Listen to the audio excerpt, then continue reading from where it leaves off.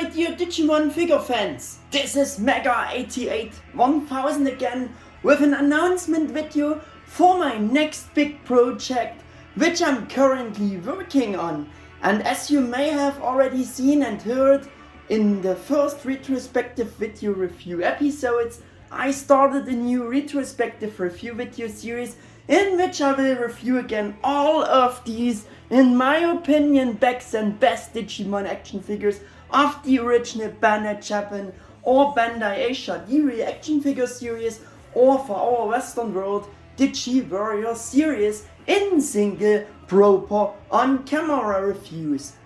Again, because they were all part in my very simple, very first videos before. In addition, in 2016 there was my so-called re-upload video series part 1 for each single figure of the series with a new video. But I also thought that it is time to do better kinda retrospective reviews about all these Digimon action figures, because I think that these old high quality action figures offer a lot of potential and deserve a proper new on-camera review. By the way, I'm saying that every time in the intro of each of these new flashback episodes.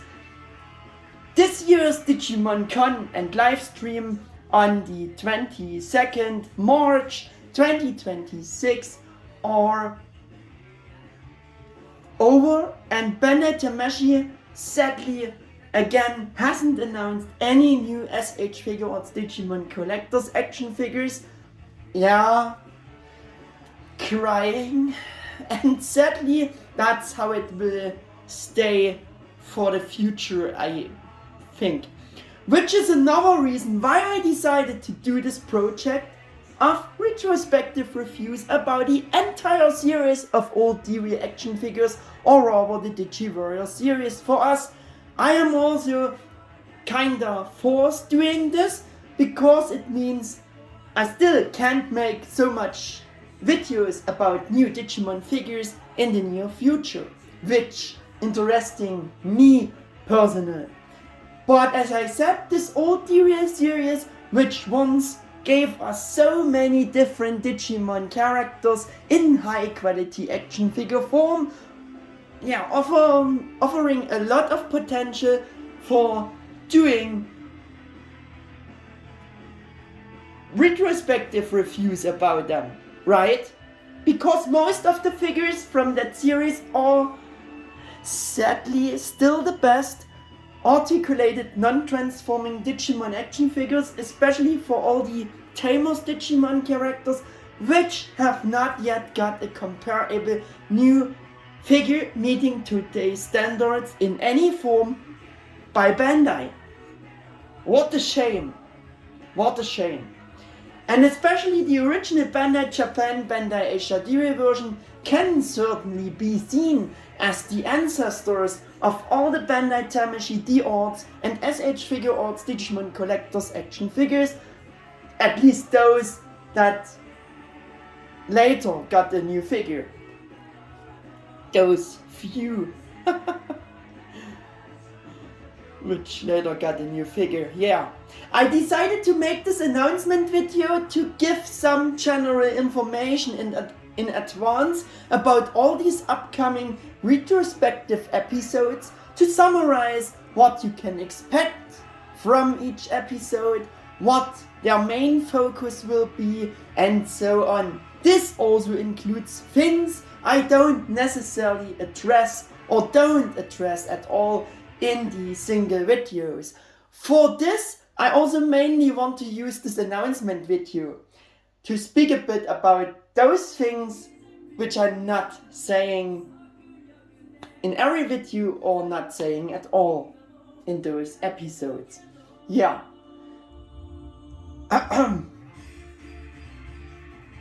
And at the time I wrote this text, I didn't know when I would launch this announcement video, or how many of these respective reviews I would have already launched before.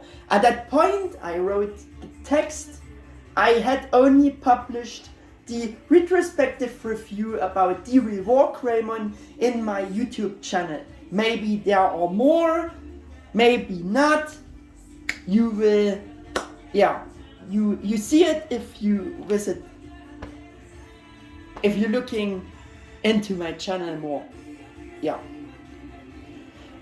Let's starting with a quick overview about the points and summary I do and will explain in every of this retrospective episodes, because it's part of the explanation, which is important to include in every episode, because I don't know which episodes each of you will watch, right?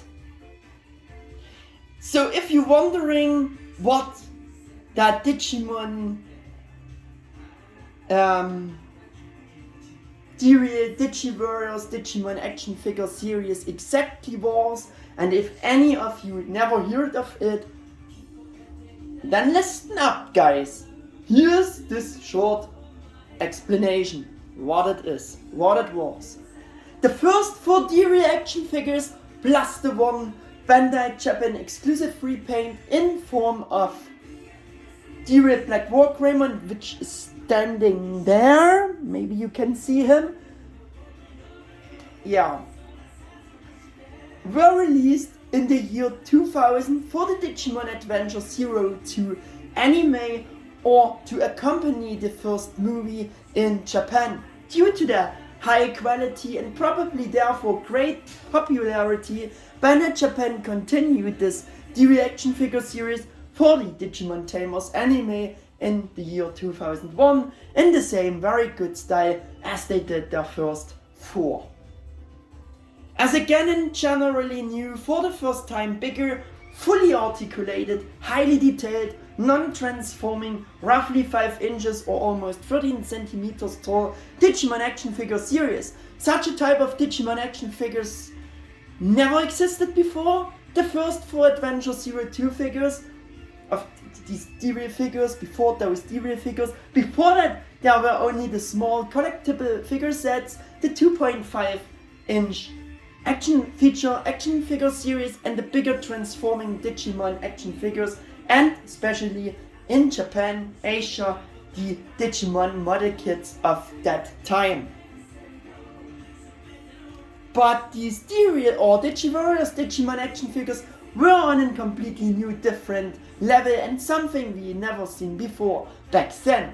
Most of these D-Real or Digi-Warriors action figures also got released for Digimon Tamers, like you can see with this showcase. In our Western world, you may know them as the Digi-Warriors series. If you are wondering about the 2 different designations, this is the explanation for it. But like I also explained many times in general in my videos, long time before, there are some serious differences in the implementation between the original Bandai Japan or Bandai Asia D-Real releases and our Western World Digi-Warriors releases, which additionally became much bigger and more worse with our Digimon Tamers, Digi-Warriors, and about the bad paint jobs of similar series for Digimon Frontier, Digi-Warriors. We are not speaking about it here, but it got even worse for them, with them. Maybe you know, maybe not. The injection molds for the series were originally all made by Bandai Japan. There were also a few exceptions for later releases in the form of exclusive releases for the Western world market or for the later American releases of our Digi-Warriors series, as there were also Bandai Asia exclusive releases, repaints as well, etc. You know, Japan always had their own designations for their figure series and lines, which was different from our designations. But as mentioned before, the D-Real figure designs were in general, and with the few exceptions mentioned, all Bandai Japan original molds and design produced by Bandai Japan. Figure molds of our Digi-Warriors and the Japanese D-Real versions or their Bandai Asian offshoots were also again identical. However, the main difference was that our Western World Digi-Warriors release versions generally got those worse paint jobs, color schemes, less paint apps, and this whole thing got even much more worse with our Tamers Digi-Warriors, as it got much more worse with our Action Digi-Warriors for Digimon Frontier. They were bad. Man, they were bad. But there were even more serious differences in the coloring for our Digi-Warriors in general, but more on that you will learn in each of these single episodes for each of these single figure. So the Japanese original D-Real figures and their Bandai Asian offshoots normally had more paint apps or better detailed color designs, more paint apps, or also better said, this for Bandai Japan Asia's D-Real versions in general typical, normal and usual very good paint jobs coloring as a standard, and got as always packaged on completely different designed blister cards, which that was typically for Japan more individual matched to the respective figure inside. So we have a quick showing the Bandai Japan D-Real blister. More about it and much more about that will be in those single real episodes, retrospective reviews episodes. Yeah. Bandai of America imported them in general for the Western world market and continued changing the original D-Real series designation, or they changed the original D-Real series designation in general into Digi-Warriors Series. They packaged them on general. Man, I am bad today. They packaged them in general on blister cards with a different and more unified, simplified design typical for us.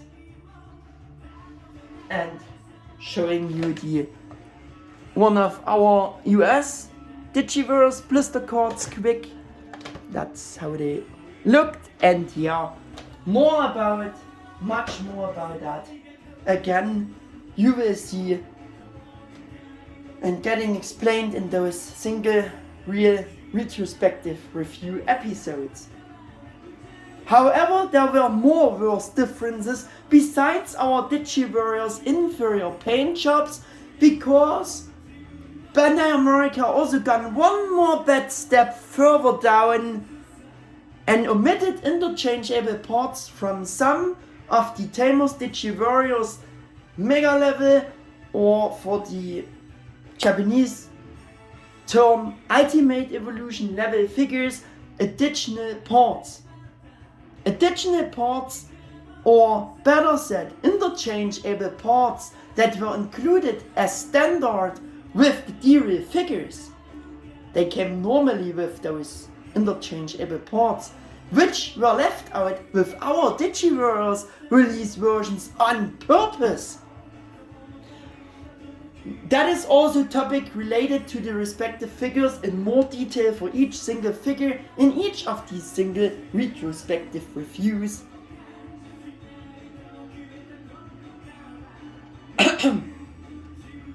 Thanks to the fact that this figure series was imported by Bandai America, it was also generally sold in Europe with a few exceptions. And here we have the European Digi-Warriors blister card for a quick look on that.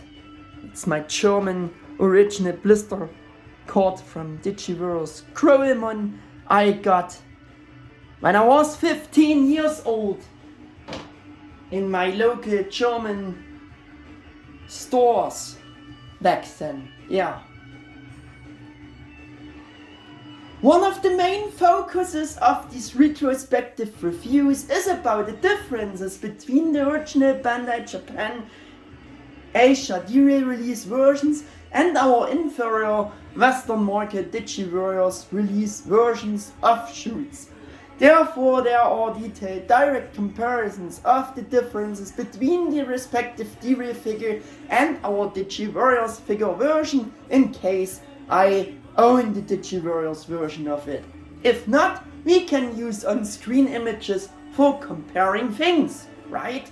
Yeah, I also delve into the various marketing differences between the Bandai Japan, Bandai Asia D-Real figures and our Digi-Warriors release versions in these single episodes. Consequently, there will be even more information to each single figure of the series than in country I couldn't include in the old 2016 single videos. And yeah, there it was just everything in short text form, and that's it. They were more simple, those videos. For some of these special exclusive releases, repaints, I've also gone all the way down the rabbit hole and will tell you everything new I've discovered about each of the special figure releases, which I found out through researching things. So in general, there will be a bunch of information in each episode which also wasn't included in the old videos because I didn't even know it myself back then in 2016. That said, a little more information on the general sequence of each of the single retrospective review episodes, and we coming to the previously mentioned point, to the things and information that I don't necessarily or even don't mention at all in the real single flashback episodes. Each of these single retrospective review episodes is mainly about reviewing the respective original Bandai Japan, Bandai Asia D-Real version of each figure as far as a D-Real version exists of it. Also, these retrospective reviews will also be a bit different than my other reviews, and I won't assess them such detailed and not the same hard like I do it in country with today's new Digimon figures. Those old ones I only assess from the perspective that they all were original action figures for children for the Digimon anime series. Because this is also the only way to judge and assess them the right way. Even when most of them are offered at exorbitant collector's prices today, they were still all action figures for kids. They were kids' toys. Equal in which country. As mentioned before, the second focus of each episode is on all the differences between the Bandai Japan Asia D-Real figure release versions and our inferior Western World Digi-Warriors figure release versions. As you should know from my videos in general, there will be also a stop motion evolution scene right at the beginning for each episode, as far as it was possible for the respective figure to make. So a few more words about these stop motion evolution scenes on a personal note. For those single videos from 2016, I also started making those stop motion evolution scenes for the very first time. So I shot all those single stop motion evo scene pictures for those videos back then. However, my first stop motion versions were those first stop motion evo scenes were very basic, poorly done and too slow in terms of editing, and they lacked any original sound material. But during the production of these old videos from 2016, I already tried to improve for the later videos, and I reached for those later ones faster editing and a better flow. I also included the original sound material in those later better improved stop motion Evo scenes. The picture quality of those stop motion images was actually quite good already, but I wasn't processing the videos in high definition at this time. For these now new retrospective videos, I wanted to reuse these good stop motion Evo scene pictures, and I didn't want to go all the way down of reshooting them all new. Yeah, I don't want to do that at all. I don't want to do them new. As I said, I wanted to reuse all these old images instead for the new video stop motion Evo scenes, but I discovered that those old stop motion Evo scene pictures saved on an USB stick become corrupted with errors. Man, I'm bad. So I couldn't reactivate them, which fact really annoyed me. Since my previous PC also crashed down one day, I lost all those pictures, which I saved a digital on it as well. So I was forced to fake it a bit for the first retrospective reviews about D-Real Omegamon, D-Real Impultramon Fighter Mode and D-Real Black Wargreymon with my later made Evo scenes in order to make a stop motion Evo scene possible for these first episodes for these figures. And I simply cut in the corresponding later stop motion Evo scenes that I created for SH Figuarts Omegamon Premium Color Editions Review, SH Figuarts Impultramon Fighter Modes Recent New Retrospective Review, and for Digivolving Spirits Black Agumon Black Wargreymon review. It's really a bit of fake for these three, and you will not seeing the actual old D-Real action figures in those stop motion evolution scenes. Yeah, if you're wondering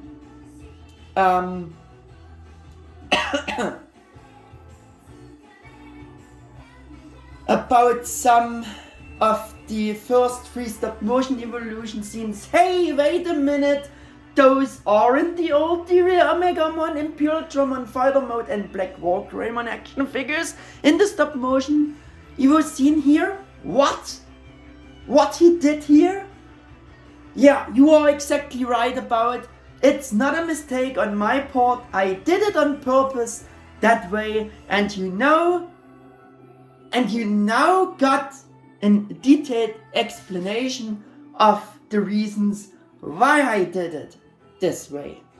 For D-Real Wargreymon's retrospective reviews evolution scene, it's a compilation of my latest made Warp Digivolution stop motion scene and the old Wargreymon stop motion images that I luckily could reactivate.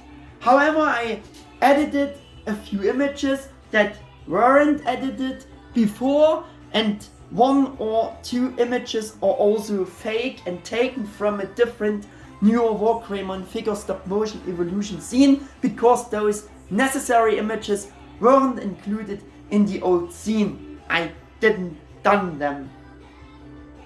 For D-Real Patramon figure, it's also partly a compilation of newer scenes, and I was even able to halfway reactivate the old stop motion Evo footage, because I had already used it for a more recent Patramon stop motion Evo scene. In any case, for the second part of the Patramon scene, you can see the actual D-Real Patramon figure. But now I had still the problem, how do I handle stop motion evolution scenes for all the later episodes about the Digimon Tamers D-Real figures, which not got a new figure yet? Good question, right? Yeah. I just had two options. Either I take the old video and edit the old evolution scene into the new video, and that's would be it. But the problem is that the old evolution scenes weren't in high definition, and the first ones didn't have the original sound material included, and I really don't want to do that for the new scenes. So, or for the new videos, because they should be better. Those Evo scenes should be better than the old Evo scenes, right? For the new videos. So, for all the episodes about the Tamers D-Real figures that haven't got a new figure, I would just have the one option to shoot new stop motion footage for them, which would get very time consuming and much work. And as I just said, I didn't want to do that for these retrospective reviews because they were originally planned to be much shorter. Yes, they were planned to be much shorter. But see how long this announcement video already is? So forget about this phrase here. Yeah. But they were originally planned to be shorter, and it would have simply been too much work in this view. Because the old stop motion images for the later scenes were actually pretty good already, and I invested a lot of time in them back then. Especially for the Matrix, Digivolutions and the further Evos. Yeah, I improved them much. Maybe you're remembering. Driven by these thoughts, I searched through all the folders from my data recovery after the PC crash on an external hard drive and found another folder where all those old stop motion scene images for the of the 2016 videos were still neatly stored. I was overjoyed to see that they were still there. Much more overjoyed as I seen that they were free from those errors, and for the quick overview they were all still there. Yeah! I was very happy about that fact. And you know what that means, right? I can now reuse the old stop motion Evo footage for all the remaining Tamers D-Real retrospective episodes, creating new and better edited Evo scenes just as I originally planned it to do. Of course, I will also include the original sound material for each new Evo scene in case it exists. Isn't that absolutely great, guys? In the meantime, I've also made several new evolution scenes with the old stop motion scene footage for further retrospective episodes about the Tamers D-Real figures, and I really enjoyed making each scene new and better, especially knowing I didn't have to reshoot all those old footage again. Simply fantastic. What else is there to say about the general sequence of these retrospective review episodes? As mentioned before, each episode contains detailed general information about this fantastic D-Real Digi-Warriors Digimon Action Figure series. In most episodes, I've also included the character bios, at least for those figures. I didn't include it in later videos, or characters of those same figures of those same characters. Yeah. The main focus of each retrospective review about the respective D-Real figure version is, as you should know it from my other reviews in general, the following: sculpt proportions, coloring paint apps, differences in color schemes, paint jobs between the D-Real and our Digi-Warriors release versions, and the missing paint apps on our respective Digi-Warriors version. Differences regarding different marketing, conclusion on the color schemes of both versions, articulation joints articulation demonstration, the D-Real's specially described gimmick on the Japanese blister card. I will go into it. This is also provided as information regarding the different marketing in Japan and in our Western world, demonstration of the respective special gimmick of the respective figure, showing and demonstrating the mentioned included interchangeable parts, option parts, effect parts, depending on what applies in each case, showing and explaining the respective blister card, telling you the translated inscriptions from the Japanese blister cards, comparing different blister card designs, Bandai Japan D-Real blister cards, Bandai Asia D-Real blister cards, our Digi-Warriors blister cards. Yeah, much stuff. Conclusion by recommendation for each figure today's, comparisons to other D-Real figures in the series, comparisons to other matching Digimon figures, preview for the next episode, and outro. For each of these retrospective review episodes I also add timestamps. I always using the original names, so using for the D-Real figure versions the Japanese names. I will try to do this. I will also be continuing this retrospective review series for the Digimon Frontier Digi-Warriors Action Figure series in the same style, because in Japan there were at least 3 such action figure versions of our Frontier Digi-Warriors spin-offs that had a similarly high quality, consistent paint job color scheme comparable to the paint jobs of the D-Real figures, but they were a bit of a different line. More and the Frontier figures are not here because my showcase space is limited. Yeah, so much for that.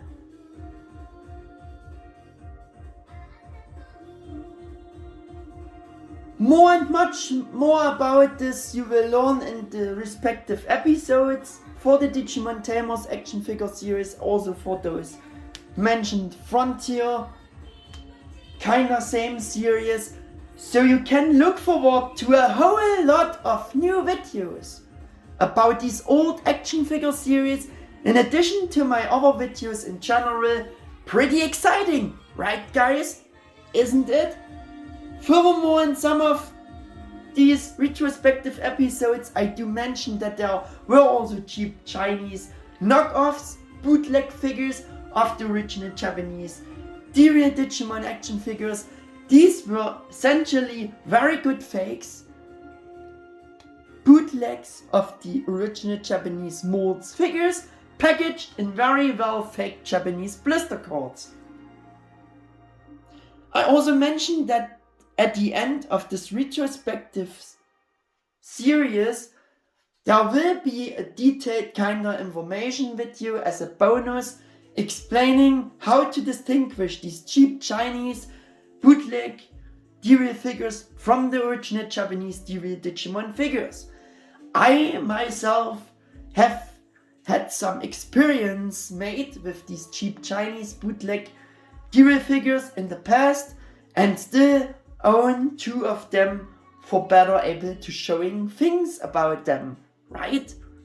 Yes, there's a lot of content and stuff coming your way, and I hope you are as excited about it as I was, and still being excited doing these new reviews about all these old but fantastic Digimon action figures from the D-Real Digi-Warriors series.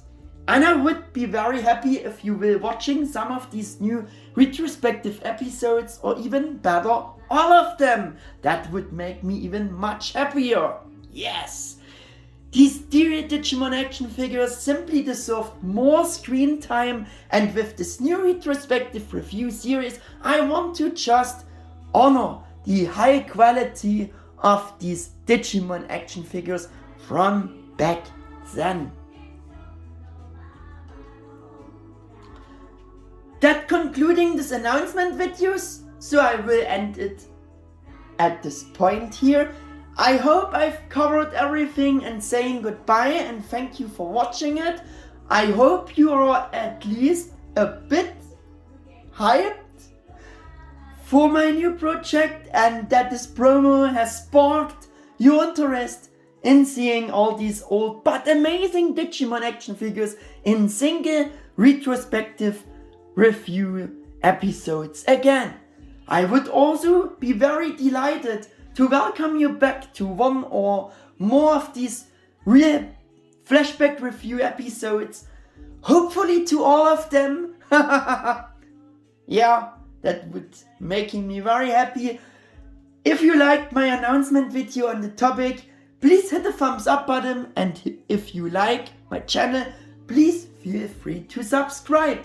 Until the next real retrospective review episode or a next video in general, your Mega 88 1000, sayonara!